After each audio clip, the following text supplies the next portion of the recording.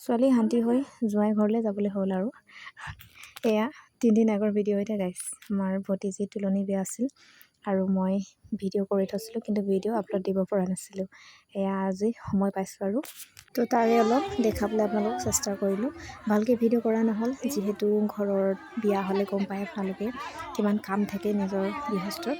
তো আমিও তেনেকৈ কামতে বিজি থাকিলেও অলপ চলপ যিমানটো পাৰিলোঁ সিমানটো ভিডিঅ' কৰিলোঁ আৰু তাৰে অলপ আপোনালোকক এতিয়া দেখাবলৈ চেষ্টা কৰিছোঁ ভিডিঅ'টো চাই কেনেকুৱা পায় আপোনালোকে জনাব কমেণ্ট কৰিব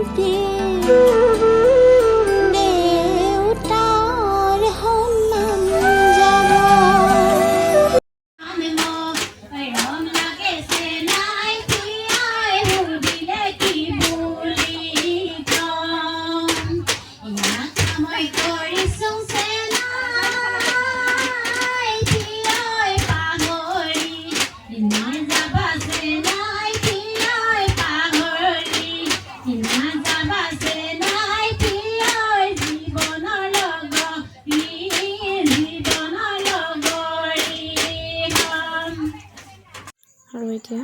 গা ধুৱাই পিনে কাপোৰ কানি পিন্ধাই এইটো ড্ৰেছত এতিয়া আমাৰ ভকতৰ খোলালৈ নিয়া হৈছে তাত সেৱা কৰিব লাগিব চবেই গৈছে লগত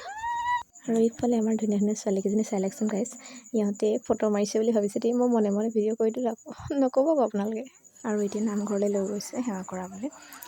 যিহেতু আমাৰ জীয়ৰীবিলাকে দোলন টেকি লৈছিলে সিহঁতে গৈছে তাৰপিছত আইতাহঁতেও গৈছে সেৱা কৰাব এতিয়া সেৱা কৰাৰ পিছত আজিৰ পৰা কলিব আৰু আজিৰ পৰা আমাৰ চোৱা নহয় মানে তাৰপিছত আৰু আজিৰ পৰা আৰু শেষ আৰু বিয়া আজিলৈ ভিডিঅ'টো ইমানতে সামৰণি মাৰিছোঁ ভাল লাগিলে লাইক এটা কৰি যাব বাই